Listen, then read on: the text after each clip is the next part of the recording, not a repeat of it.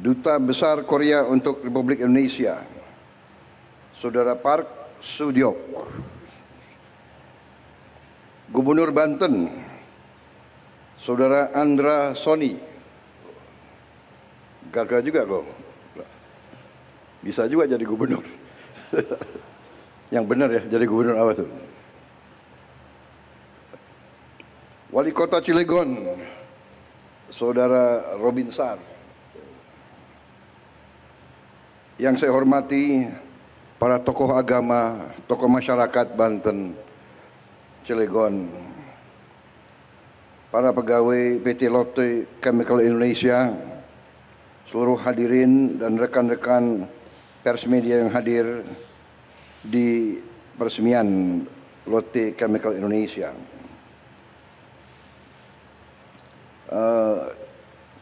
Seharusnya atau saya kemarin juga mengundang atau saya minta diundang Presiden Joko Widodo, Presiden ke-7, ya. Karena bagaimanapun ini salah satu prestasi beliau, ini dimulai di zaman beliau, juga hasil kesepakatan, hasil lobby beliau dengan pimpinan Korea. Jadi sepantasnya beliau ke sini, ya.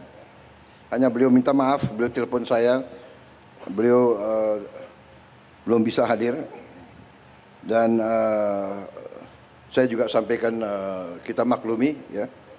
Tapi bagaimanapun saya ingatkan generasi penerus, saya ingatkan masyarakat Indonesia, marilah kita pandai-pandai menghormati jasa-jasa semua tokoh, jasa-jasa semua pemimpin. Pemimpin itu manusia. Apakah pemimpin maha paripurna? Ya tidak. Pemimpin pasti ada kekurangan, tapi pada esensinya marilah kita punya rasa keadilan di hati kita. Marilah kita menjadi manusia yang jernih. Marilah kita menghormati orang tua, menghormati semua yang berjasa. Tradisi kita, budaya kita, bangsa kita, kita punya budaya, yaitu saya kira di semua suku ada istilahnya, dalam bahasa Jawa itu mikul dhuwur mendem jero. Kepada keluarga kita, hal yang baik kita angkat setinggi-tingginya. Kalau ada kekurangan, ya kita pendam, kita perbaiki. Tapi janganlah kita teruskan budaya hujat menghujat, ejek mengejek. Kita harus kerja keras. Saudara-saudara, saya terima kasih kepada chairman dari Lotte Group dan seluruh unsur dari Lotte Group, juga dari pemimpin-pemimpin Korea. Saya termasuk yang kagum sama bangsa Korea. Saya kagum dengan budaya mereka. Saya kagum dengan kerja keras mereka. Mereka bangsa yang kerja keras. Mereka bangsa yang mampu mendirikan suatu bangsa modern dari puing-puing perang, dari kancah peperangan. Korea adalah bangsa yang sangat sering diinvasi oleh bangsa lain. Mereka sama juga dengan kita, pernah dijajah. Tapi mereka tegar, teguh, disiplin. Mungkin dari sumber alam mereka tidak begitu banyak, hanya sumber daya manusianya, pemimpin-pemimpinnya tangguh. Kenapa saya sampaikan ini? Saya pernah punya pengalaman baik, banyak pengalaman baik dengan pihak Korea. Waktu saya di tentara, saya dibantu pelatih-pelatih dari Korea. Mereka sangat keras, mereka melatih dari depan. Jadi mereka itu, saya ingat salah satu pelatih dari Korea itu,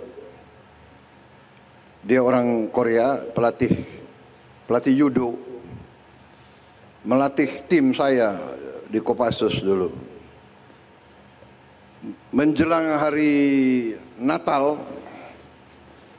saya panggil dia, saya bilang, "Profesor, ini besok adalah hari Natal. Saya minta para anggota diliburkan."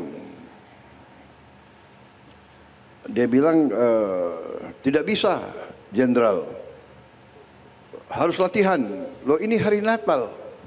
Besok hari Natal." "Tidak ada masalah, Jenderal. Saya juga orang Kristen." Jadi profesor itu orang Kristen. "Tidak ada masalah, Jenderal. Saya orang Kristen. Kita nanti ke gereja jam 10. Kita kebaktian, misa, nanti jam 1 latihan lagi, training." Saya lihat dia hebat juga orang ini. Habis itu berapa minggu kemudian Lebaran, Idul Fitri, saya panggil dia lagi, "Profesor, besok hari besar untuk umat Islam, harus libur." "Jenderal, saya sudah tanya kepada ahli agama, yang wajib itu Idul Fitri, sembahyang sholat berjamaah di masjid jam 7 pagi. Dia tahu itu peraturannya, jam 7. Sesudah itu training, latihan. Habis itu dia tanya, Jenderal mau tim Jenderal juara atau tidak?" "Mau. Kalau mau juara tidak ada jalan lain, harus latihan. Hanya ada satu rumus untuk menang." Saya tanya, "Apa rumusnya?" "Rumusnya 3. Nomor 1, latihan, training. Nomor 2, latihan, training. Nomor 3, latihan, training." Nah, ini pengalaman saya dengan orang-orang Korea. Jadi ini orang Korea ini bangsa yang tangguh.